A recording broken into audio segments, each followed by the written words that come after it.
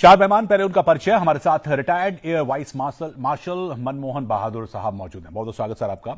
आप air command and staff college America के graduate रहे हैं। फ्रांस के टेस्ट पायलट स्कूल में एक्सपेरिमेंटल टेस्ट पायलट रहने के अलावा आप कैटे फ्लाइंग इंस्ट्रक्टर और एयर फोर्स एग्जामिनर भी रहे हैं और उन्होंने लेह में 114 हेलीकॉप्टर यूनिट की कमान भी संभाली है और इन दिनों आप centre for air power studies के डिस्टिंग्विश्ड फेलो भी हैं। और इनके साथ हमारे साथ retired vice admiral Shekhar Sinha साहब मौजूद हैं। बहुत बहुत स्वागत सर आपका भी। धन्यवाद। 1974 में भारतीय नौसेना में शामिल हुए, पायलट के तौर पर क्वालिफाई किया। आपको सी हैरियर जैसे विमानों को उड़ाने का भी अनुभव है। 2012 में आपको एफओसी वेस्टर्न नेवल कमांड नियुक्त किया गया। आप बतौर chief of integrated defence staff में भी अपनी सेवाएं दे चुके हैं। इसके साथ ही हमारे साथ retired lieutenant general Anil Ahuja साहब भी मौजूद हैं। बहुत स्वागत सर आपका भी। आप deputy chief integrated defence staff policy and force development रहे हैं। इसके साथ साथ तेजपुर में गजराज कोर के जनरल ऑफिसर कमांडिंग भी रह चुके हैं। आपका भी स्वागत। और इन तीन मेहमानों के साथ साथ रक्षा मामलों पर पैनी नजर रखने वाले वरिष्ठ पत्रकार डिफेंस कॉरेस्पोंडेंट मुकेश कौशिक साहब भी मौजूद हैं। सर बहुत बहुत स्वागत आप सभी का। चारों मेहमानों से चर्चा शुरू करेंगे, उससे पहले देखते हैं हमारी रिपोर्ट।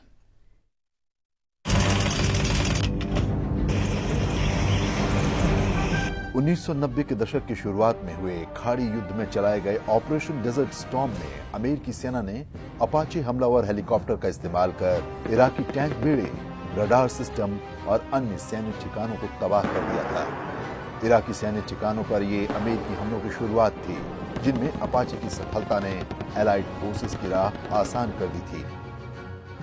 भारतीय थल सेना के लिए एक एविएशन विंग की जरूरत 1960 के दशक में जनरल जे.एन. चौधरी ने उठाई थी और हालांकि सेना का एविएशन विंग तो 1986 में बन गया, लेकिन सही मायने में हमलावर हेलीकॉप्टर तक पहुंचने में एक लंबा वक्त लगा। जल्द ही भारतीय सेना के पास 6 अपाचे हमलावर हेलीकॉप्टर होंगे। हालांकि सेना ने मांग कुछ ज्यादा की थी। ये सौदा 4168 करोड़ रुपए का बताया जाता है, जो वायुसेना के लिए खरीदे जा रहे 22 अपाचे हेलीकॉप्टर से अलग है। अपाचे हेलीकॉप्टर में ऐसी तमाम खूबियां हैं जिस कारण उसे हवाई टैंक भी कहा जाता है। रफ्तार में अगर अपाचे को मात देना मुश्किल है, तो बेहद कम ऊंचाई से उड़कर हवाई हमले करने की क्षमता उसे और खास बनाती है। अपाचे में बेहद घातक 30 mm गन लगी होती है, जो इसकी मारक क्षमता दोगुनी कर देती है। इसमें लगी हेल फायर मिसाइलें दुश्मन के ठिकानों को नेस्तनाबूद करने का मादा रखती हैं। अपाचे में नाइट विजन सिस्टम भी लगा होता है, जो इसे और घातक बनाता है। थल सेना के लिए 6 अपाचे हेलीकॉप्टर की खरीद के फैसले के कुछ ही दिन बाद नौसेना के लिए 225 से अधिक हेलीकॉप्टर की खरीद के लिए भी टेंडर जारी करने का फैसला सामने आया, जिनमें 100 के करीब यूटिलिटी हेलीकॉप्टर होंगे और 125 के करीब बहुभूमिका वाले अस्त्र। सक्षम भारत में आज हम जानने की कोशिश करेंगे कि हेलीकॉप्टर की ताजा खरीद और खासकर हमलावर हेलीकॉप्टर के लिए किए जा रहे सौदे हमारी सेनाओं को और कितनी ताकत देंगे। लोकसभा टीवी। शुरुआत में आपसे करूंगा air vice marshal Manmohan Bahadur साहब, कैसे देखेंगे इस खबर को और इससे कितना बूस्ट मिलेगा एक जनरल जो आदमी जानना चाहता है, क्योंकि इसकी खबर के तौर पर तो बहुत है कि ऑन ग्राउंड ऑन फील्ड पर जिन जिन देशों के पास में है उसकी यूटिलिटी कितनी है, कितना आप चेंज देखते हैं इसको आने से?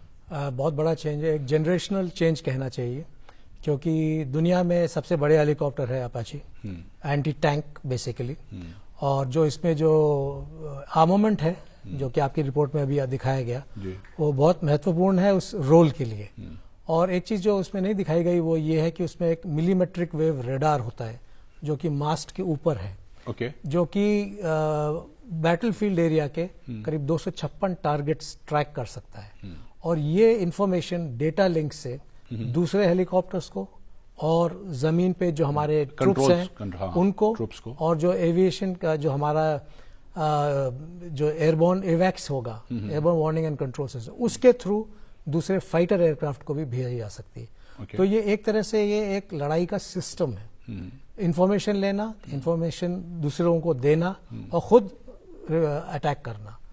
रॉकेट्स, मिसाइल्स और एयर टू एयर मिसाइल्स और फ्रंट गन्स, और नाइट विजन तो है ही है। नाइट विजन तो है। और इसकी खूबी ये है कि जो 1990 की 91 की जो गल्फ वॉर थी, उससे पहला स्ट्राइक अपाचीज ने किया था, जाके 2 रेडार्स हटाए थे, उनको ध्वस्त कर दिया था, जिससे कि एक एयर कॉरिडोर बन जाए फाइटर एयरक्राफ्ट के लिए जाने के लिए। तो अपाची की खरीद भारतीय वायुसेना के लिए जो 22 आ रहे हैं और अब जो आर्मी के लिए 6 आएंगे वो बहुत महत्वपूर्ण है ग्राउंड बैटल के लिए। ओके, आप कैसे देखेंगे इसको? और दूसरा, अभी की जो आजकल सिनेरियो है, जो खासकर एंटी टेररिस्ट एक्टिविटीज में ज्यादा इसका इस्तेमाल हुआ है अफगानिस्तान या इराक में, यहां पर उसका इंडियन आर्मी या फिर कहें कि इंडियन एयरफोर्स के लिए उसका यूज किस तरह से देखते हैं आप? यहाँ सिर्फ बैटलफील्ड के लिए इसका इस्तेमाल होगा, क्योंकि भारतवर्ष की जो सेनाएं हैं वो अपने क्षेत्र के अंदर कोई वायु हमला नहीं करती हैं as a matter of principle. Counter terrorism एक अलग बात है, जहाँ की वो जमीनी सेना जो है उनको करनी पड़ती है, क्योंकि फिजिकली उनको रिमूव करना है। लेकिन अभी तक वायुसेना का, वायु शक्ति का प्रयोग अपने क्षेत्र के अंदर, अपने सीमा के अंदर अभी तक नहीं किया गया, और हमारे ख्याल से शायद ना किया जाए, भविष्य के बारे में कहना मुश्किल है। तो ये इसका जैसा कि एयर वाइस मार्शल बहादुर ने कहा, ये एक जनरेशनल चेंज है, बहुत बड़ा चेंज है, और ये एक प्रोग्रेशन है। आपने चूंकि आज के सिनेरियो की बातचीत की है, तो उससे इसका कुछ अभी लेना देना नहीं है। ये तो काफी दिन पहले होना चाहिए था। एक समय के साथ साथ इसका जो है अब इसकी कीमतें भी बढ़ गई होंगी, इसके नंबर्स भी रिक्वायरमेंट बढ़ जाती हैं, तो इसको एक नॉर्मल प्रोसेस कहना चाहिए इसे। ओके, आपकी राय किस तरह से देखते हैं? और खासकर ये बात चूंकि भी है कि एयरफोर्स का हेलीकॉप्टर्स का, फाइटर्स प्लेन का इस्तेमाल विद इन द उसमें नहीं किया जाता है, लेकिन इसके आने से कितना फायदा होगा? एक डिटरेंस की बात होती है, जब भी कोई बड़ा हथियार होता है तो कहा जाता है कि डिटरेंस के तौर पर ज्यादा है एनिमीज के लिए, लेकिन इससे किस तरह का सिनेरियो आप देखते हैं? देखिए, जैसे कि अभी पहले कहा ही गया है कि ये हमारी ओवरऑल कैपेबिलिटी डेवलपमेंट से ताल्लुक रखते हैं, ये इंडक्शंस, और इनकी जो क्रिया है इनको इंडक्ट करने की, ये बहुत समय से चल रही है। और ये हमारी क्षमता कन्वेंशनल वॉर के लिए बढ़ाने के लिए है, काउंटर इंसर्जेंसी के लिए नहीं है। और ना ही हम चाहेंगे कि ये सेंसेशनलाइज हो कि आज क्या हो रहा है, ये उससे ताल्लुक रखता है, नहीं। दूसरा, हेलीकॉप्टर्स जैसे इनके बारे में हम अटैक हेलीकॉप्टर्स के बारे में बात कर रहे हैं, नेवल यूटिलिटी हेलीकॉप्टर्स के बारे में बात कर रहे हैं, नेवी के मल्टी रोल हेलीकॉप्टर्स की बात कर रहे हैं। हमें यह देखना है कि इनकी बहुत बड़ी कैटेगरी है। ये रेकी एंड ऑब्जर्वेशन के लिए छोटे 2-3 टन की कैटेगरी के हेलीकॉप्टर, जो कि हमारे पास जो अभी तक हैं वो इतने पुराने हो चुके हैं हेलीकॉप्टर्स, चीता, चेतक, जो कि कई साल पहले रिप्लेस हो जाने चाहिए थे। ALH है हमारे पास। उसके बाद हमारे पास कुछ मीडियम लिफ्ट के हैं जो एयरफोर्स के पास मी-17s वगैरह हैं, और हैवी लिफ्ट मी-26 जो हमारे पास थे, या जैसे अभी हमारे पास चिनूक आ रहे हैं। और अटैक हेलीकॉप्टर्स एक फैमिली में आ रहे हैं, एक किस्म की एक फैमिली, जो अपाचे जिसकी हम बात कर रहे हैं, और जो हमारे इंडिजिनस होम ग्रोन, हमारे वेपन सिस्टम इंटीग्रेटेड WSI, जो ALH के ऊपर हथियार लगाए हैं, लाइट कम्बैट हेलीकॉप्टर्स। सो ये इतनी भिन्न भिन्न तरीके के हेलीकॉप्टर्स हैं, और ये है कि ये क्रिया बहुत समय से चल रही है। इनका इंडक्शन अभी ये जो नेवी के आए हैं, ये स्ट्रैटेजिक पार्टनरशिप से रिलेटेड आए हैं। जो अपैचीज हैं, ये बहुत देर से आ रहे थे, और ये लास्ट ईयर इसका फाइनलाइज हुआ जब ये आने के लिए। तो ये हमारी कैपेबिलिटी बढ़ाएंगे। एक तरफ आर्मी की बढ़ाएंगे, और बाकी एयरफोर्स और नेवी की अपनी अपनी रिक्वायरमेंट्स हैं। सो ये बहुत देर की प्रक्रिया है जो चल रही है, और बहुत अच्छी चीज है कि ये आ रहे हैं, और हमारी क्षमता कन्वेंशनल ऑपरेशन के लिए बढ़ेगी। ओवरऑल इस इंसिडेंट से रिलेटेड हमें नहीं समझना चाहिए। चलिए, इस इंसिडेंट को नहीं समझना चाहिए। हालांकि कुछ चर्चा जब नक्सल वाले अपने रही थी, इस हेलीकॉप्टर की वर्सटाइलिटी पर नहीं जाना चाहता हूँ, गूगल पर उपलब्ध है, और तीनों एक्सपर्ट बता रहे हैं, उनसे ऊपर तो कोई हो ही नहीं सकता है। मैं इसके उस ऐतिहासिक महत्व पर जाना चाहता हूँ। 6 अपाचे जो आर्मी के लिए खरीदे जा रहे हैं, ये दरअसल एक स्ट्रेटेजिक शिफ्ट हमारी है कि अभी तक आर्मी को पहली बार ऐसा वर्सटाइल हेलीकॉप्टर आपने थमाया है जो कि अटैक मोड में रहेगा, और ये लगभग जैसा कि एयर वाइस मार्शल बहादुर ने भी बताया कि हम लोग अपनी टेरिटरी में एयर पावर का इस्तेमाल अक्सर नहीं करते हैं, लेकिन कारगिल में ऐसा हुआ था और मैं उसका खुद गवाह हूं कि जब एक दिन पहले उसमें अटल बिहारी वाजपेयी और प्रमोद महाजन की एक प्रेस कॉन्फ्रेंस देश से मुंबई के समय थी और मैं उस टीम के साथ था, तो उस समय हमने भी सवाल किया था कि वाजपेयी जी, ये जो बाहर के घुसपैठिए बैठे हुए हैं हमारे देश के अंदर, क्या आप उनके खिलाफ हवाई पावर का इस्तेमाल करेंगे? तब उस समय शायद प्रमोद महाजन जी, जो उनके बिल्कुल कॉन्फिडेंट थे, उन्होंने ताड़ लिया था कि सवाल का जवाब वो है जो प्रधानमंत्री बोलना चाहते हैं। तो उन्होंने 20 लोगों को साइडलाइन करके मेरी तरफ फिर से कहा था कि आप सवाल फिर से पूछिए। तब मैंने कहा कि क्या आप अपने देश के भीतर बैठे घुसपैठियों पर एयर पावर का इस्तेमाल करेंगे? उन्होंने कहा हम कोई भी पावर का इस्तेमाल करेंगे। और मैंने उनसे जब पूछा कि कोई भी पावर मीन्स एयर पावर, उन्होंने कहा कोई भी पावर मीन्स कोई भी पावर। और अगले दिन हवाई हमला हुआ। तो मतलब आपने सही उकसा दिया उनको, मतलब एक तरीके से सवाल उकसाने का नहीं था। लेकिन सवाल इस बात का था कि हम लोग अपनी ही धरती के भीतर एयर पावर का इस्तेमाल कर चुके हैं, लेकिन उस कारगिल की वॉर के समय एक छोटा सा कंफ्यूजन एयरफोर्स और आर्मी के बीच में था और जिसके बाद बहुत बहस चली। बहस ये थी कि जनरल मलिक ने उस समय कहा था कि हम लोगों को एक अटैक हेलीकॉप्टर भी होना चाहिए ताकि हमको पीछे मुड़कर किसी को न देखना पड़े, किसी जरूरत के समय पर हम लोग भी अपना सेल्फ सफिशिएंट होने चाहिए। और उस समय एवाई टिपनिश थे, उन्होंने कहा था कि हम लोगों को ये देखना होगा कि अगर हम हेलीकॉप्टर किसी मिशन के लिए भेजते हैं तो उसके लिए सब तैयारी है क्या हमारे हेलीकॉप्टर नाजुक परिस्थिति में तो नहीं फंस जाएगा। और दोनों के पॉइंट वैलिड थे। इस पर लगातार बहस चलती रही और दुर्भाग्य से हमारी सरकारें बहुत टाइम ले लेती हैं। हमारी इस पूरी बहस में इतना समय लग जाता है कि कारगिल वॉर और कारगिल कॉन्फ्लिक्ट 1999 या 2000 के बीच हुआ। उसके बाद लगभग 8 साल तक हम इस बहस में फंसे रहे कि आर्मी के पास अपनी अटैक विंग होनी चाहिए नहीं होनी चाहिए। मैं आता हूं आपके पास रहा हूं।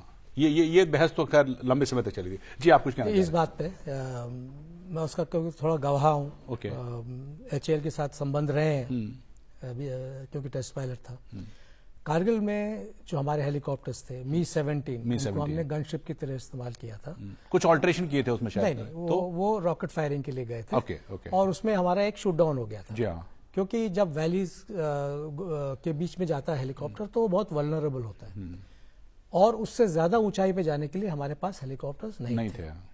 इसके बाद LCH जो आ रहा है, लाइट कॉम्बैट हेलीकॉप्टर, वो एक हेलीकॉप्टर जो HAL बना रहा है और जो अभी उसकी शायद कुछ ही दिनों में या हफ्तों में शायद उसका मतलब कुछ डिक्लेरेशन हो कि कल हो सकता है, ऐसा कह रहे हैं। तो लाइट कॉम्बैट हेलीकॉप्टर जो आ रहा है वो एक तरह से कह लीजिए अपाची का छोटा भाई एक तरह से। वो जो है ऑल्टीट्यूड पे जाके सब आर्मामेंट डिलीवर कर सकता है। वो 15,000 फीट पे जाके वो ग्लेशियर पे भी फ्लाइंग करी है उसने। और वो उस ऑल्टीट्यूड्स पे जिन ऊंचाइयों पे कारगिल की लड़ाई लड़ी गई थी उस ऊंचाइयों पे वो आर्मामेंट डिलीवर कर सकता है। कर सकता स्पेशलिस्ट, और वो अटैक हेलीकॉप्टर है, लाइट कॉम्बैट। लेकिन इन जनरल सिनेरियो में अगर हमारी हेलीकॉप्टर्स को लेकर जो भी सिनेरियो रहा है पिछले 8-10 सालों में, वो किस तरह का रहा है? मतलब चूंकि पुराने चेतक और चीता वाले हेलीकॉप्टर्स की जो कंडीशन रही है वो जिसे कहते हैं चिंताजनक है, उसकी तरफ क्या ध्यान दिया गया? क्योंकि हमने फाइटर एयरक्राफ्ट की बातें तो करते हैं, हेलीकॉप्टर्स की बात में भी उतना ध्यान दिया गया या नहीं हुआ? हाँ जी, चेतक चीता का रिप्लेसमेंट काफी दिनों से ओवरड्यू है। अभी गवर्नमेंट ने डिसीजन लिया है दैट कामोव 226 आएंगे रशिया से और उसकी प्रक्रिया भी अभी चल रही है, अभी कॉन्ट्रैक्ट हुआ नहीं है। उसमें कुछ तो वहां से आएंगे, कुछ यहाँ पर कंबाइंड उसमें HAL बनाएगा, बाकी HAL बनाएगा। 200 वो बनाएंगे और 200 HAL अपना जो लाइट यूटिलिटी हेलीकॉप्टर है वो बनाएगा, जो अभी फ्लाइंग करना शुरू कर दिया उसने। तो ओवरऑल देखा जाए तो लाइट हेलीकॉप्टर्स में ये रिप्लेसमेंट है, कामोव 226 या और LUH। मीडियम लिफ्ट हेलीकॉप्टर्स में भारतीय वायुसेना के पास करीब 250 हो जाएंगे मी-17 क्लास, वो काफी है। और अटैक हेलीकॉप्टर्स तो आ ही रहे हैं। और LCH जो आ रहा है, लाइट कॉम्बैट हेलीकॉप्टर, वो पहाड़ियों के लिए, हमारी ऊंचाइयों के लिए, और वो उस टाइप का परफॉर्मेंस दुनिया में और कोई हेलीकॉप्टर नहीं कर सकता है, अपाची भी नहीं। अपाची भी नहीं, जी हाँ, उस ऑल्टीट्यूड्स में नहीं कर सकता। लेकिन अभी जितना है कि टोटल जितना हेलीकॉप्टर्स का है वो सफिशिएंट हो गए ये अपाचे, या रिक्वायरमेंट चूंकि ज्यादा की थी 39 के आसपास पहले कहा गया था कि ये जो है अपाचीज जो आ रहे हैं वो बेसिकली हमारे स्ट्राइक कोर्स के लिए आ रहे हैं। 3 स्ट्राइक, जो हाँ, जो लड़ाई प्लेन्स में होगी, राजस्थान एरिया में, पंजाब में और ईस्ट में भी कुछ ऑल्टीट्यूड तक। ओके। उससे ज्यादा ऑल्टीट्यूड के लिए LCH आएगा, और LCH में भी rockets, air to air missiles, front gun, और जो आर्मामेंट है वो होगा, रेडार नहीं होगा। ओके। शेखर सर, आपके हिसाब से नेवी के लिए यूटिलिटी हेलीकॉप्टर्स की बात 2015 में कुछ हुई थी, फिर उसमें कुछ नहीं हुआ, वहां सिनेरियो कैसा है? हालांकि कुछ अभी दिशा में आगे बढ़े हैं, वहां पर जो रिक्वायरमेंट्स हैं और अभी की जो कंडीशंस है। अभी की कंडीशन बिल्कुल वैसे ही जैसा कि अभी एयर वाइस मार्शल बहादुर ने बताया, ये काफ़ी दिनों से ओवरड्यू है, क्योंकि हम भी चेतक हेलीकॉप्टर ही यूज़ करते थे और उसकी सस्टेनेबिलिटी, मेंटेनेबिलिटी थोड़ी काफ़ी कम हो गई है। तो नेवी की एक रिक्वायरमेंट तो बहुत ही अहम ये है कि सभी नेवी के हेलीकॉप्टर में हम लोगों ने खुद डेवलप किया हुआ एक छोटा रेडार हमने जरूर लगा रखा है, ताकि वो शिप्स के थोड़ा आगे दूर तक देख सके। हमारे they are called the eyes of the fleet, तो थोड़ी दूर तक वो देख सकते हैं। एक तो पहली चीज वो है। दूसरा ये है कि उसमें जो है पॉसिबिलिटी होनी चाहिए कि वो जो है शिप के ऊपर लैंड करने के लिए उसमें उसकी जो लिमिट्स होती हैं, एनवेलप जो है वो थोड़ा वाइड होना ज्यादा जरूरी है। okay.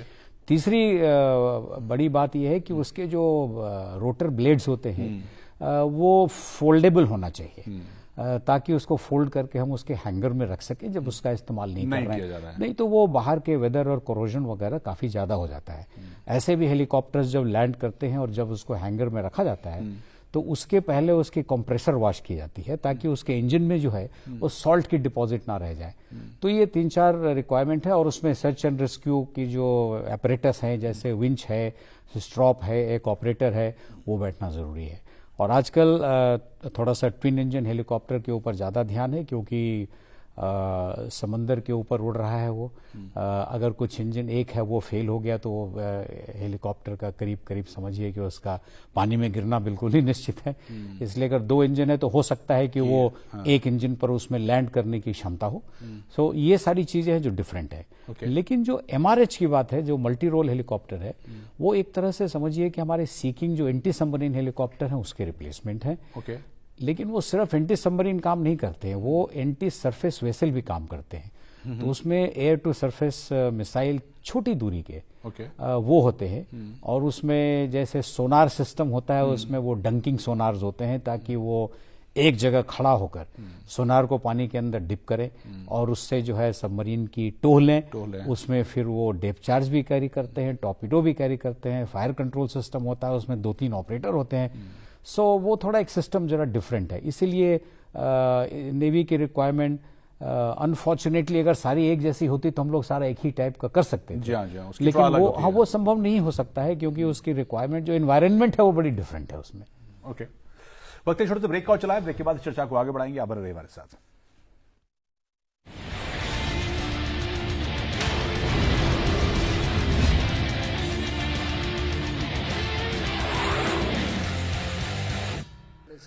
ब्रेक के बाद स्वागत आप सभी का। और आज हम बात कर रहे हैं सक्षम भारत में भारतीय आर्मी के लिए 6 अपाचे हेलीकॉप्टर, अटैक हेलीकॉप्टर खरीदने जा रहे हैं। उसके कुछ ही दिन बाद जब ये खबर आई कि नेवी के लिए भी 200 से ज्यादा हेलीकॉप्टर का एक विशाल टेंडर जारी किया जाएगा। इनकी यूटिलिटी और जो वर्तमान में स्थिति पर हम उस पर चर्चा कर रहे थे। और सर, मेरा सवाल आपसे ये था कि हम इसकी बात कर रहे हैं कि चूंकि एनिमी के इस्तेमाल है, डिफरेंस का इस्तेमाल है, लेकिन अभी जितने टेंडर, जितना ऑर्डर दिया गया है, ये सफिशिएंट होंगे? और एक इंप्रेशन ये गया है कि पिछले कुछ समय से आर्मी और एयरफोर्स के लिए और नेवी के लिए कुछ ज्यादा खरीद हो रही है। क्या सिचुएशन ऐसी हो गई है, या फिर एक हम उस एंड पे पहुंच गए हैं जहां पर अब नई स्टेप उठाए गए तो फिर प्रॉब्लम होगी? देखिए, जो डिफेंस इक्विपमेंट जो परचेज किए जाते हैं, उनको जो परचेज करने का समय लगता है वो इतना लंबा समय लगता है, और खास करके ऐसे मेजर प्लेटफॉर्म्स के लिए अगर आप किताब देखें तो आइडियली 2 साल के अंदर एक मेजर प्रोक्योरमेंट कंप्लीट हो जानी चाहिए। लेकिन यहां पे लगभग 3 साल में भी 30% से कम प्रोक्योरमेंट्स कंप्लीट होती हैं, और 30% हैं जो 5-7 साल से भी ऊपर चली जाती हैं। तो ये जो प्रक्रिया है इनको खरीदने की, जैसे मैंने पहले भी कहा, यह बहुत समय से चल रही थी। अभी जहां तक आर्मी का सवाल है, आर्मी में मैं ये बताना चाहूंगा कि क्या सोच विचार है, मतलब किसी प्लान से इनको एक्वायर किया जाता है। जैसे कि बेसिकली हमारी 3 किस्म की हमारी फॉर्मेशंस होती हैं। एक हमारी फॉर्मेशन होती है जो माउंटेन्स के अंदर है, जो हमारी होल्डिंग ऑपरेशंस होल्डिंग फॉर्मेशंस है डिफेंस में। जैसे जो कोर मैं कमांड कर रहा था 4 कोर, ये डिफेंस में थी, 14 कोर डिफेंस में है। इस किस्म से जो माउंटेन्स के अंदर आप जानते हैं कि ये डिफेंस में कोर्स है। दूसरी कोर्स हमारे वेस्टर्न बॉर्डर्स के अंदर है, और तीसरी किस्म की है जो स्ट्राइक कोर्स है। ठीक है। अभी इनके लिए जब अगर हम हेलीकॉप्टर्स की रिक्वायरमेंट को देखें, तीनों किस्म की फॉर्मेशंस के अंदर हमें रिकॉनेसेंस और ऑब्जर्वेशन के लिए कुछ हेलीकॉप्टर्स चाहिए, जो लाइट हेलीकॉप्टर्स, जैसे हमारे चीता चेतक थे, आज हमारे ALH भी यूज हो रहे हैं। ये हैं जो एक रेकी एंड ऑब्जर्वेशन के काम के लिए आते हैं, हर जगह चाहिए। दूसरा, आपको यूटिलिटी के लिए चाहिए, जो कि हम ALH का इस्तेमाल कर रहे हैं। बीच में TBSH हेलीकॉप्टर की बात आई थी, वो बना नहीं, लेकिन उसकी भी जिक्र किया जा रहा था, जिसके अंदर कि ये रिकॉनेसेंस और ऑब्जर्वेशन से ज्यादा लोड कैरी किया जा सके, ज्यादा ट्रुप्स कैरी किए जा सके। और तीसरी चीज है कि आपको एक फायर पावर, एक एलिवेटेड प्लेटफॉर्म से एक ऊंची उठी हुई, वो आपको कोई हथियार, कोई आपको हेलीकॉप्टर चाहिए जिसमें एंटी टैंक मिसाइल हो, जिसके अंदर रॉकेट्स हो, जिसके अंदर गन्स हो, और जिसको, क्योंकि वो फ्लाई कर रहा है, उसको एयर टू एयर मिसाइल भी चाहिए। जब हमारे पास ये कुछ नहीं था तो हमने ALH को आर्म किया, उसको वेपन सिस्टम इंटीग्रेटेड बनाया, उसको इंप्रूव किया। जैसे कि एयर मार्शल बहादुर साहब ने पहले बताया, हमने लाइट कम्बैट हेलीकॉप्टर बनाया, और आर्मी ने अपनी तीनों स्ट्राइक कोर के लिए ये कहा कि हमारे को ये अपाचे हेलीकॉप्टर्स 3 स्ट्राइक कोर के साथ जाने चाहिए। ठीक है। जो कि अभी एयरफोर्स के पास भी जो आएंगे वो 3 स्ट्राइक कोर के साथ एफिलिएटेड होंगे। जो LCH है, क्योंकि इनकी सीलिंग 6.5 किलोमीटर तक है, ये माउंटेन्स की फॉर्मेशंस में यूज होंगे। और जो WSI है वो हमारी जो वेस्टर्न बॉर्डर्स के लिए।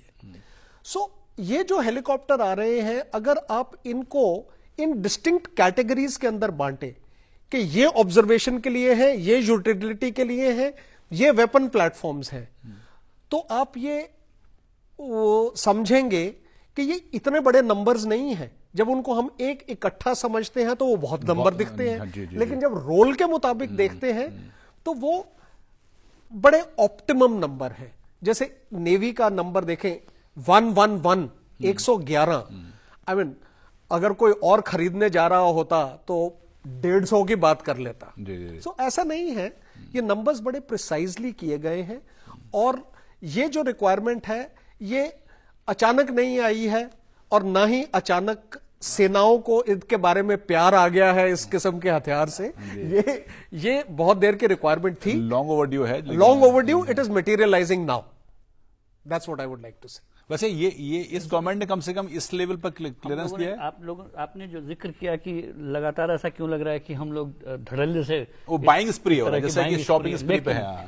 हुआ ये कि हम लोगों ने लगभग पूरा 1 दशक ऐसा देखा जिसमें कि हर तरह की रक्षा खरीदारी पर एक तरह का अंकुश लगाया गया था, और वो काल था मिस्टर क्लीन कॉल।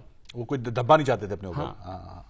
रक्षा मंत्री ए के एंटनी थे, और उनको ये मैंडेट था कि इसमें कोई घपले नहीं होने चाहिए, कोई घोटाला नहीं होना चाहिए, कोई भ्रष्टाचार नहीं होना चाहिए। तो उन्होंने ये इंश्योर करने के लिए कि कुछ ना हो तो फैसले उन्होंने बड़े गर्व से कहा था कि मैं खुद फैसले कुछ नहीं लेता हूं। और एक समय आया था कि डिफेंस एक्विजिशन काउंसिल के ऊपर भी एक रक्षा मंत्री का फैसला होता है, लेकिन उन्होंने अपने सारे अधिकार डिफेंस एक्विजिशन काउंसिल को सौंप दिए थे। इसके लिए आप उनकी आलोचना करिए या उनकी बड़ाई करिए, मैं ये आप पर छोड़ता हूं, आपके दर्शकों पर छोड़ता हूं। यही कहते हैं ना कि उनकी इमेज तो क्लीन रही, लेकिन सेनाओं को नुकसान हुआ उसका 10 साल किसको भुगतना पड़ा है सबको सामने। पहले 117 हेलीकॉप्टर की बात आई, वो सौदा रद्द हो गया। राफाल फाइटर की बात सामने आई। पूरे पूरे 10 साल रफाल की ऐसी प्रक्रिया चली और एयरफोर्स गवाह है उस बात की कि हमको एक एयर चीफ ने कहा था कि हमारी जो रफाल खरीदने, ये जो MMRC खरीदने की जो प्रक्रिया है वो ऐसी रोबस्ट बन चुकी है कि ये हमारे लिए गीता बन गई है। इतना अच्छा एक कार्नेट इंजन की तरह बन गई थी वो, कि जिसमें आप किसी भी प्रक्रिया को उस पर कसौटी पर कसिए कि ये 10% उसकी है कि नहीं है। लेकिन हुआ क्या, वो गीता बन के रह गई। 2014 के बाद एक फैसला हुआ कि ठीक है 36 राफाल आपको लेने हैं। मैं उसी पॉइंट पर हूं कि जो सेना को आज आप 6 अपाचे खरीदने के लिए अनुमति दे रहे हैं, हालांकि ये 11 की होनी चाहिए थी, क्योंकि 22 अपाचे का फॉलो ऑन ऑर्डर आप 50% कर सकते थे। ठीक है, हाफ हार्टेड भले ही हो, लेकिन एक फैसला है जिसका हमको स्वागत करना चाहिए और एक ऐतिहासिक है, क्योंकि आर्मी को पहली बार ये एक शिफ्ट मिल रहा है।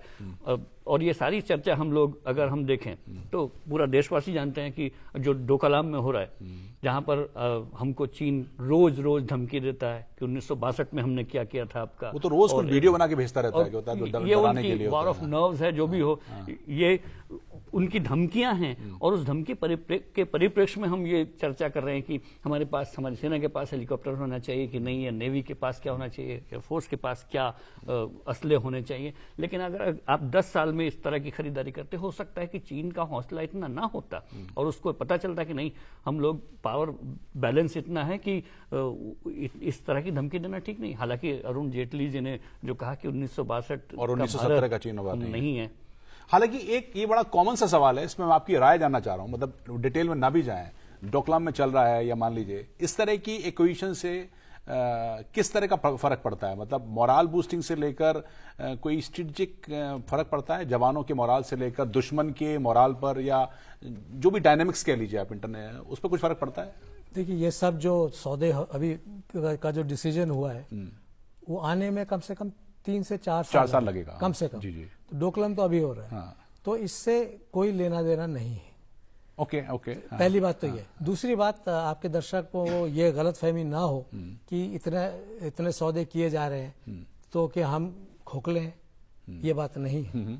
ये हमारे सर्विसेज, हमारे चीफ्स कह चुके हैं कि देश की रक्षा करने में तीनों सेनाएं जो हैं वो बिल्कुल सक्षम है। सो ये दर्शक ना सोचें कि क्योंकि अभी हम इतना खरीद रहे हैं हमारे पास कुछ नहीं है, ऐसी बात नहीं है। एक कैपेबिलिटी बिल्डअप होता है, वो एक टाइम फ्रेम से चलता है, वो उसमें डिले हुआ है। अभी और भी चीजें लेनी है, रिफ्यूलर्स, फ्लाइट रिफ्यूलर्स आने हैं, airborne warning and control system aircraft आने हैं, 150 सिंगल इंजन फाइटर एयरफोर्स के लिए आने हैं, नेवी के लिए सेकेंड एयरक्राफ्ट कैरियर के लिए ट्विन इंजन फाइटर्स आने हैं। तो अभी तो काफी चीजें हैं जो कि खरीदनी है वो कैपेबिलिटी पहुंचने के लिए, जो कि हम चाहते हैं। पर इसका मतलब ये नहीं कि हमारे पास मिनिमम नहीं है, ये बात बिल्कुल गलत है। लेकिन आमतौर पर फोर्सेस कभी कभी छोटा बहुत अलार्म बेल बजाती हैं, लेकिन बहुत ज्यादा तो अलार्म बेल बजाने का मकसद ये है कि एक आइडियल होता है, एक रिजर्व होता है और एक ऑप्टिमम कह लीजिए। तो सेना चाहती है कि एक पर्टिकुलर लेवल तक हो, और जो सरकार है, चाहे कोई भी सरकार हो, वो काफी मतलब जानती है कि भाई इस न्यूनतम लेवल से कम नहीं होना है, इस लेवल से कम नहीं होना है, कोई भी सरकार हो। सो सरकार में भरोसा रखना चाहिए, and they know, the politicians know that fact. एक चीज तो और कि नेवी का जो भी अभी रोल बदला है, खासकर 2008 के बाद से बदला है, वो खासकर नेवल वर्जन तो ब्लैक हॉक की बात हो रही थी एक जमाने में, अभी आपने कहा मल्टी यूटिलिटी हेलीकॉप्टर्स की बात है। ये चैलेंज ज्यादा बड़ा है पिछले कुछ 8-10 सालों में नेवी के पास, चाहे वो रिकनेसेंस के लिए हो या फिर एंटी सबमरीन हो, ये रिक्वायरमेंट ज्यादा बड़ी है या पहले से नेवी की इस बात को कहती रही है? अनुराग, सबसे पहले तो एक मुद्दा ये है कि इन सब सारी चीज़ों को हमें एक कॉम्प्रिहेंसिव नेशनल पावर की तरह देखना चाहिए। हमें इस कंपार्टमेंट में ना देखें कि ये आर्मी है, ये नेवी है, ये एयरफोर्स है, ये वो, क्योंकि हमें एक देश के बतौर खरा उतरना चाहिए। और ये ज़रूरी है, खासकर सर्विसेज के लिए, तीनों फौज के लिए और नौसेना के लिए, आने वाले दिन में क्या होने वाला है, क्योंकि कैपेबिलिटी बिल्डिंग में बड़ा वक्त लगता है। तो उस कैपेबिलिटी बिल्डिंग को क्या हम एक्सपीडाइट कर सकते हैं, क्या तेज कर सकते हैं? तो अलार्म बेल उसके लिए बजाए जाते हैं कि ये खतरा जो है हमारे सर पे मंडरा रहा है, ये पता नहीं कब हमारे ऊपर खतरा बन के आ जाए। तो उसके लिए अगर खतरा बन गया और हमारे दरवाजे पर पहुंच गया तो उस समय अगर हम ठकठकाएंगे तो बहुत बहुत देर हो जाएगी। तो हमारा ये हमारा कर्तव्य है भारत की सेनाओं का कि सरकार को आगाह कराते रहें कि ऐसे ऐसे ये एनवायरनमेंट है ऐसा होने वाला है और इसके लिए हमको तैयार रहना चाहिए। तो मैं कहूंगा कि एक तो वो है। दूसरा, आपने कहा कि क्या ये इस वक्त से इसका कुछ लेना देना है? बिल्कुल नहीं। लेकिन क्या ये सांकेतिक हो सकता है? तो मैं कहूंगा साइकोलॉजिकली हो सकता है। क्योंकि ये समय है और ऐसा हो सकता है कि दूसरों को ऐसा लगे कि ये तो हमें पता है, यहाँ पर हमारे दर्शकों को पता होगा कि हम कैपेबिलिटी में हम किसी से कम नहीं है और इसमें कोई शक नहीं है, सिर्फ एक जुमला नहीं बल्कि ये सच्चाई है।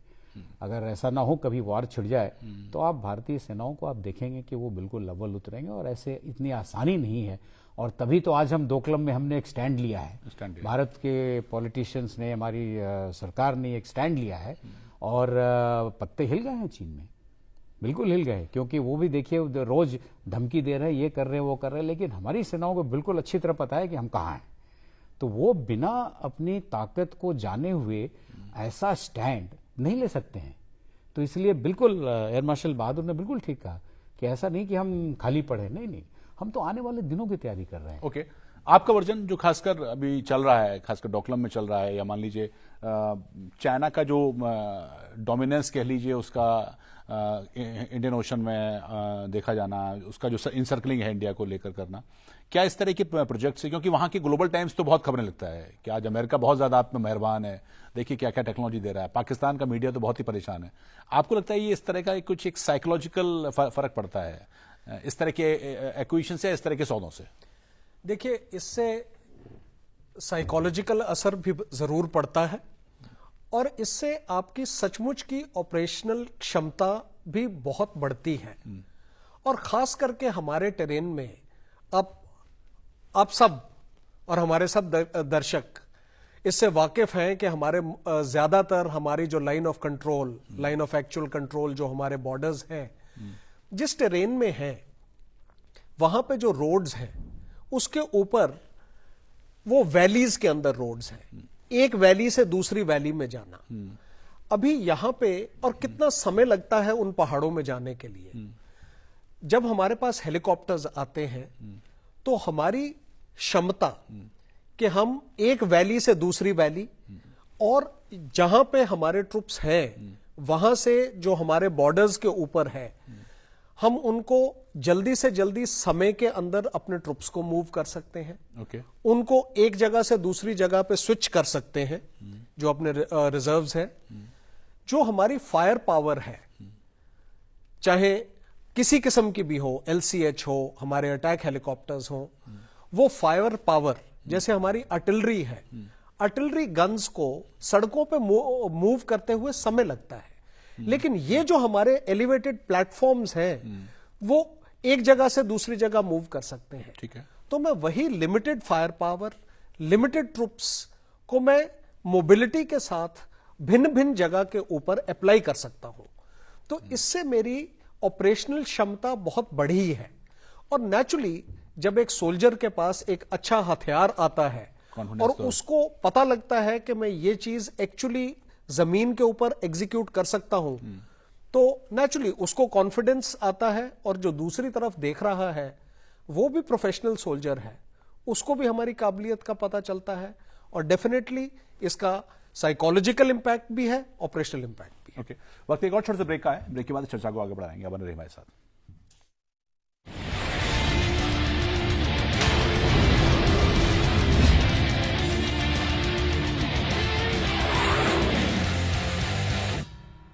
ब्रेक के बाद स्वागत आप सभी का सक्षम भारत में। खबर जो कि हम चर्चा कर रहे हैं कि 6 अपाचे हेलीकॉप्टर भारतीय सेना को और उसके अलावा भारतीय वायुसेना के लिए अपाचे हेलीकॉप्टर के आने का क्या मतलब है। नेवी के लिए जो 200 से ज्यादा हेलीकॉप्टर के लिए एक टेंडर की बात है, इससे किस तरह की सीन बदलेगा और इसके आने से किस तरह की चीजें होती हैं खासकर। लेकिन एक बात जो ब्रेक में जाने से पहले बात कर रहे थे शेखर सर, वो ये है कि इसको सिन्हा ने जो पॉइंट उठाया कि ओवरऑल देखना चाहिए नेशनल फोर्स हम कितना तैयार हैं। हमारी एयरफोर्स वर्सटाइल फोर्स है, मोस्ट मॉडर्न एयरफोर्स। हमारे पास नेवी है जिसके पास हिंद महासागर में बड़ी तोड़ नहीं है, उसके पास सब कुछ है, प्लेटफॉर्म्स हैं। हमारी आर्मी है, हर जगह मजबूत है। लेकिन तीनों को मिलाकर हम लोग कितना कोऑर्डिनेशन कर पाते हैं।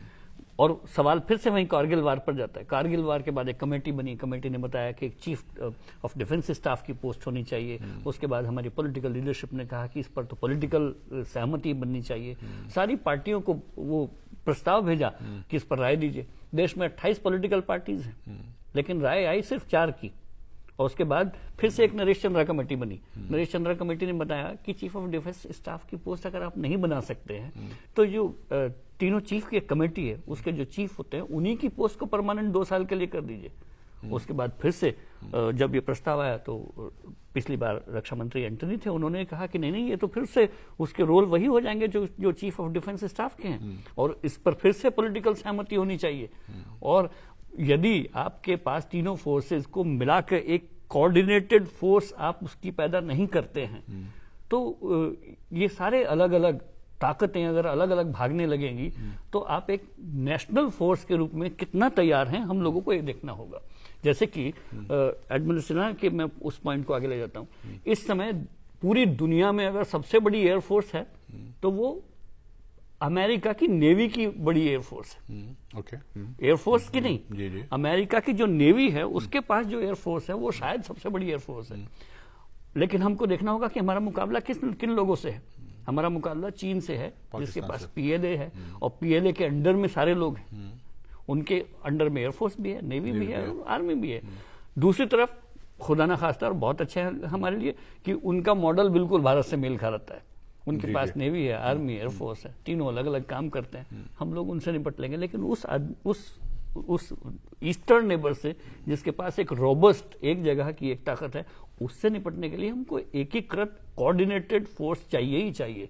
इस पर एक राजनीतिक बहस की जरूरत है। वैसे स्ट्रांग डिफेंस एस्टेब्लिशमेंट हमेशा पॉलिटिकल क्लास को असेस तो करता ही रहा है। पॉलिटिकल क्लास को कम, ब्यूरोक्रेटिक क्लास को ज्यादा मुश्किल पैदा करता है। जी। ये खैर बहस रही है मिनिस्ट्री ऑफ डिफेंस। और इस समय तो मेरा सवाल एक आपसे था कि इसको अगर हम अपाचे हेलीकॉप्टर जैसे आएंगे, चूंकि वॉर होने की संभावना आमतौर पर बताई जाती है कम है, आप लो इंटेंसिटी कॉन्फ्लिक्ट की बात करते हैं, हमारे देश में भी इस तरह के सिनेरियो कभी कभी बनते हैं। जैसे नक्सल्स को लेकर एक बात जमाने में चली थी कि क्या उसमें एयरफोर्स का इस्तेमाल होना चाहिए जब सीआरपीएफ को जवानों पर हमला होता है। क्या इस तरह की हेलीकॉप्टर्स के आने के बाद, इस तरह के इक्विपमेंट के आने के बाद एक एज मिल सकती है? उस पर आपका क्या नजरिया रहा है जो कुछ भी इस्तेमाल हुआ अभी तक? देखिए, अभी गवर्नमेंट का ये डिसीजन है और सही डिसीजन है कि जो एयर पावर है, चाहे वो आर्मी की हो, चाहे एयरफोर्स की हो, चाहे नेवी की हो, वो जो है हम अपने ही देशवासियों पे इस्तेमाल नहीं करेंगे। और ये सही डिसीजन है। भारतीय वायुसेना के जो अभी हेलीकॉप्टर हैं उसमें क्षमता है एयर टू ग्राउंड स्ट्राइक करने के लिए, चाहे दुश्मन या जमीन पर जो भी आदमी हो, चाहे दुश्मन हो चाहे कोई और हो। पर ये पॉलिटिकल डिसीजन है और सही डिसीजन है। तो अभी जैसे नक्सल एरिया में हेलीकॉप्टर्स की जरूरत है, हम लोग वहाँ सपोर्ट के लिए हैं, रिकॉनेसेंस के लिए हैं, मेडिकल इवैक्यूएशन के लिए हैं। क्योंकि वहाँ पे हमारी अब पिछले करीब 7-8 साल से जब ग्राउंड फोर्सेस पुलिस वाले ज्यादा गए हैं तो हमारी ग्राउंड प्रेजेंस बढ़ी है। और यही एक सही तरीका रहेगा। और रूल्स ऑफ एंगेजमेंट जो हमारे हेलीकॉप्टर्स हैं उनके लिए बिल्कुल सही है कि वो पहले फायरिंग नहीं करेंगे। अगर उन पे पहले फायर हुआ तो फिर वो रिस्पॉन्ड कर सकते हैं, पर अपनी तरफ से वो फायरिंग नहीं करेंगे। ये रूल्स ऑफ एंगेजमेंट बिल्कुल सही है और करेक्ट है और क्लियर है। ये नहीं कि उनमें क्षमता नहीं है, क्षमता है, पर वो हमारे ही लोग हैं और उनको किस तरह से उनके साथ किस तरह से इंटरैक्ट करना वो एक पॉलिटिकल डिसीजन है। एक जो काम आदमी के मन में सब सवाल आता है वो ये आता है कि इस कंडीशन में काम करना है कि आप अगर इस जगह जा रहे हैं जहां पर ये संभावना है कि आप पर फायर किया जा सकता है। एक सिचुएशन 1999 में थी करगिल में कि एयरफोर्स को भी ये कहा गया था कि आप एलएसी के उधर नहीं जाएंगे। ये बड़ा एक प्रेशर नहीं रहता है कि आपको with in the certain limit, बड़ा फाइन लाइन चलनी है, थिन लाइन है, मतलब टाइट रोप वॉकिंग है। यहीं पे तो ट्रेनिंग आती है। और जहां पर 2 बड़े फर्क है कारगिल में और नक्सल एरिया। ओके, कारगिल एरिया में जो जमीन पे आदमी था वो हमारा दुश्मन था, जो नक्सल एरिया में है वो दुश्मन नहीं है। तो ये बहुत बड़ा डिफरेंस है, बहुत बड़ा फर्क है इसमें। इसलिए एयर पावर का इस्तेमाल किया गया कारगिल में और हम लोग नक्सल उसमें नहीं कर रहे। उन लोगों को भी पता होना चाहिए कि ये इस तरह से एक डिसीजन है और एक सही डिसीजन है। In fact aid to civil authorities की जब हम बात करते हैं, जब सेना जहां भी अंदर इस्तेमाल की जाती है, उसका हम बुनियादी असूल ये फॉलो करते हैं कि वो जो है जिसके बरखिलाफ हम यूज किए जा रहे हैं वो हमारे अपने आदमी हैं, हम अभी उनको कभी दुश्मन नहीं समझते और हम हमेशा मिनिमम फोर्स इस्तेमाल करते हैं, एब्सोल्युटली मिनिमम फोर्स, पूरा वार्निंग करने के बाद। तो जो हमारे देश का डेमोक्रेटिक कैरेक्टर है उसके अंदर हम अपने लोगों के बरखिलाफ एयर पार और किसी किस्म की एयर पार, और मतलब ये तो बहुत बड़ा हथियार है, ये हम अपने लोगों के लिए नहीं है, ये कन्वेंशनल ऑपरेशंस के लिए है और हमारी ओवरऑल बॉर्डर्स के ऊपर कैपेबिलिटी बढ़ाने के लिए है।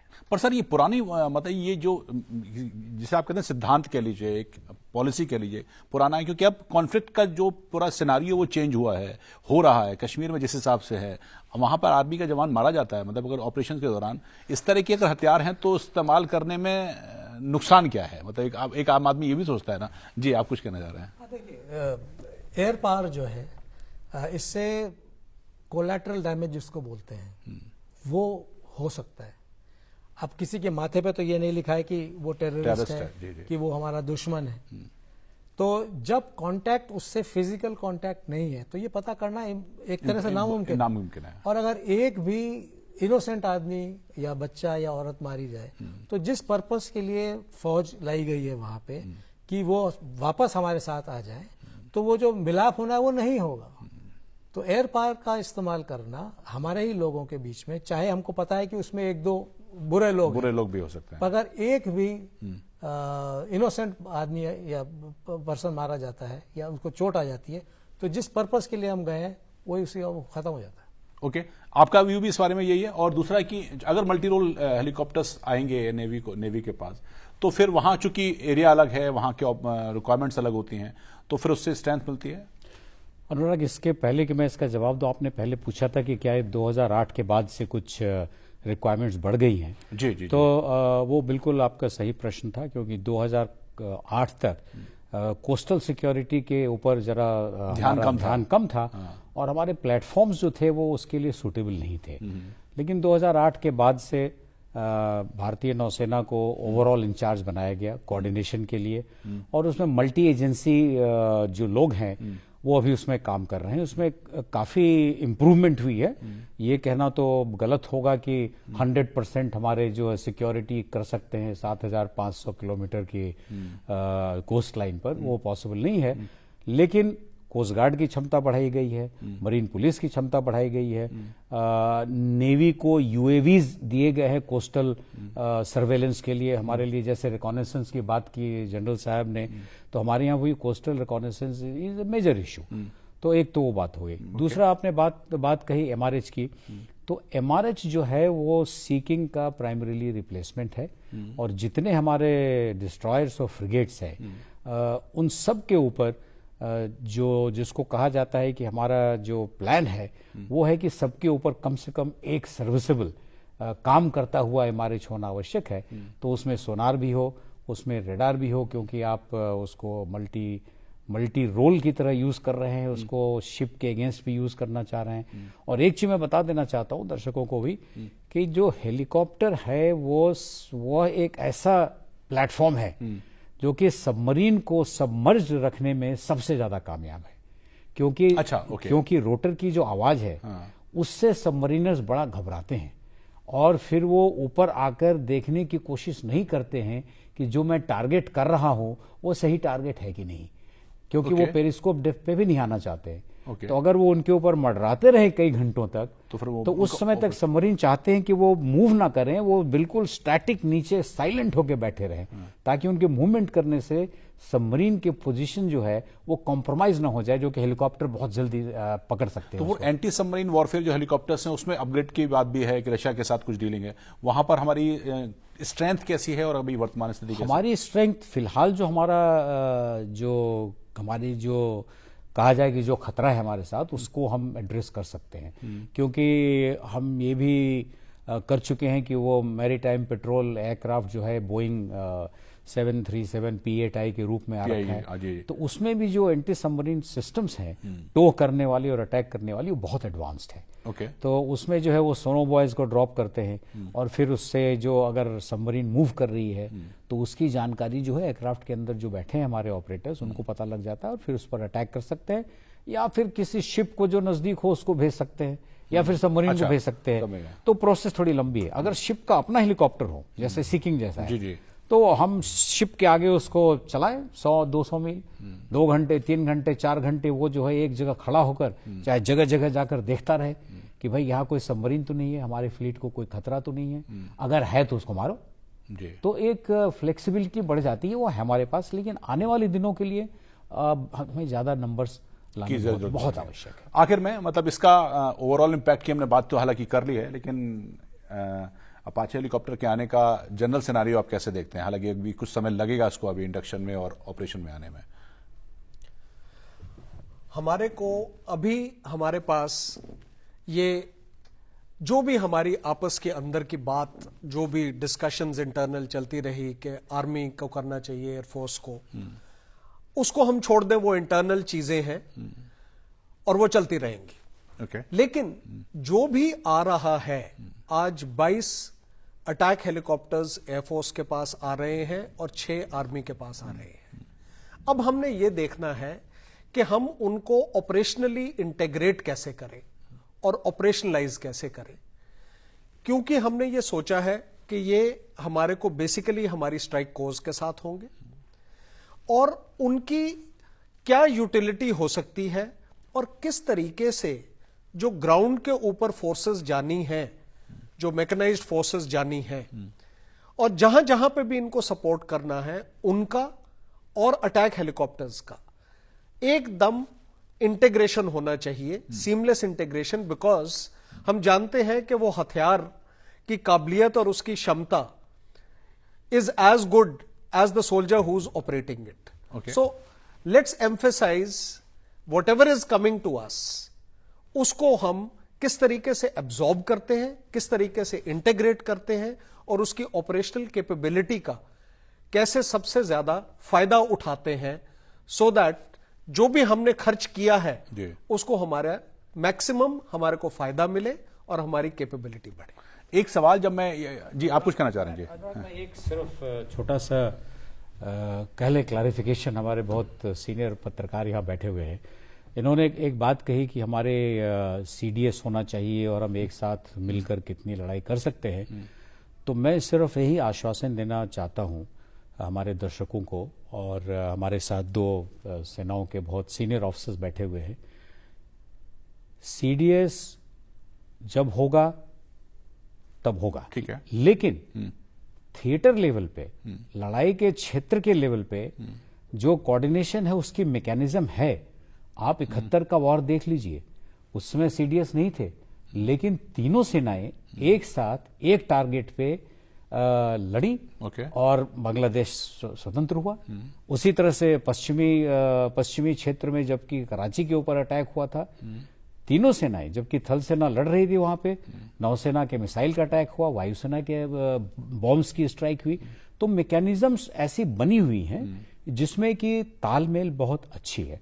लेकिन ये जरूर है कि अगर कोई एक ऐसा हेडक्वार्टर हो जो कि कंबाइंड हो, तो प्रोक्योरमेंट हो और बहुत सारी लड़ाई की बहुत सारी नई चीजें हैं। अब जिसको कहते हैं ये हाइब्रिड वॉरफेयर, अब साइबर वॉरफेयर, स्पेस वॉरफेयर, ये सारी चीज नई जो आ रही हैं, उसके मद्देनजर अच्छा यही है कि उसको शुरू से ही बिल्कुल कंबाइंड रखा जाए, और ताकि हम भविष्य में आने वाली लड़ाई जो है उसको सही ढंग से लड़ सके। एक सवाल मैं जो आपसे कहना चाह रहा था, एक कॉमन सा सवाल, एक मेरे साथी ने कहा कि जी अपाचे हेलीकॉप्टर की जब खबर आई, अभी 26 जुलाई को करगिल दिवस मनाया जाता है, और चूंकि वहां पर 99 में एक जब लड़ाई हुई थी तो एक हेलीकॉप्टर गिरा था, और खासकर वो तोलोलिंग ऋषि के आसपास गिरा था। तो उसने ये सवाल पूछा मुझसे कि आप जरूर किसी से एक्सपर्ट से पूछे या किसी सीनियर IAF ऑफिसर से कि अपाचे हेलीकॉप्टर अगर होगा और ऐसी स्थिति हुई कि उस 10,000 या 15,000 फीट पर कोई दुश्मन बैठा है, तो कितना सिनारियो में फर्क आएगा? उस हेलीकॉप्टर जो MI-17 गए थे और जिन्होंने जो जिस भी हथियार के साथ, और अगर ये हेलीकॉप्टर होगा तो कितना फर्क होगा? काफी फर्क होगा, क्योंकि इसमें जो है रेडार वार्निंग रिसीवर्स होते हैं। हालांकि जो मिसाइल स्ट्राइक हुई थी जी जी वो इंफ्रारेड होमिंग था। ओके पर मिसाइल अप्रोच वार्निंग सिस्टम्स आजकल होते हैं, मॉस बोलते हैं, वो हमारे हेलीकॉप्टर्स में लग रहे हैं जो आएंगे। और अपाचे में एक रेडियो RFI बोलते हैं उसको, इंटरफेरेंसोमीटर करके है, उससे पता चलता है कि किधर से वो एयरक्राफ्ट को ट्रैक किया जा रहा है। अच्छा। और उसके जो डिस्पेंसिंग सिस्टम होता है, फ्लेयर्स भेजते हैं, अगर कोई थ्रेट आ रहा है तो हेलीकॉप्टर या एयरक्राफ्ट के पीछे से फ्लेयर्स मारते हैं, जिससे कि मिसाइल जो है उन फ्लेयर्स पे जाए, ना कि हवाई जहाज पे, डिफ्लेक्ट करने के लिए। तो वो जो है CMDS बोलते हैं, वो इक्विपमेंट जो है, तो वो इक्विपमेंट इन सब अपाचीज में होगा। और वो हमारे बाकी एयरक्राफ्ट में भी है, LCH में भी होगा, ALH में भी जो जाएंगे वो भी होगा। ओके। तो ये अवेलेबल है, ये मॉडर्न टेक्नोलॉजी है जो कि उस जहाज में, उस एक जहाज में नहीं थी। आखिर में कुछ दरअसल हम लोग बहुत पिछड़ चुके हैं हेलीकॉप्टर के मामले में, क्योंकि पिछले 10-12 साल से कोई प्रोक्योरमेंट ठीक से हेलीकॉप्टर का एक इंटीग्रेटेड प्रोक्योरमेंट नहीं हुआ है। 197 हेलीकॉप्टर का टेंडर निकला, उसको स्क्रैप कर दिया गया, उसके बाद फिर से 300 से ऊपर की रिक्वायरमेंट निकली, 317 की निकली, उसको स्क्रैप कर दिया गया। और अब भला हो HAL का कि जो आपको ध्रुव जैसे हेलीकॉप्टर सप्लाई करता रहा, LCH जैसी एक वर्सटाइल मशीन उन्होंने पैदा कर दी। आप कितनी भी आप देसी प्रोडक्ट की बुराई कर लीजिए, लेकिन जब तक प्रोक्योरमेंट नहीं हो रहा था तब तक उन लोगों ने आप लोगों का साथ निभाया, और आगे भी डोमेस्टिक इंडस्ट्रीज को उसी मजबूती से कायम करने की जरूरत है। और चाहे वो नेवी के लिए हेलीकॉप्टर आ रहे हों, अपाचे का खरीदो, इसको थोड़ा सा स्पीड अप करने की जरूरत है, ताकि अगर आपको लगता है कि हेलीकॉप्टर एक वर्सटाइल मशीन है तो क्यों नहीं अपने फोर्सेस को उपलब्ध कराते। ठीक बात। चलिए, देर आए दुरुस्त आए वाली बात कह सकते हैं। बहुत धन्यवाद सर स्टूडियो में आने के लिए। सर आपका भी बहुत शुक्रिया। मुझे सर आपका भी बहुत धन्यवाद। मुकेश जी आपका भी शुक्रिया। तो आज हमने ये जानने की कोशिश करी कि अपाचे अटैक हेलीकॉप्टर आने के बाद क्या कुछ सिनेरियो बदलेगा, भारतीय सेनाओं को इसका कितना फायदा होगा। इस खास कार्यक्रम में इतना ही। हमको दीजिए इजाजत। नमस्कार।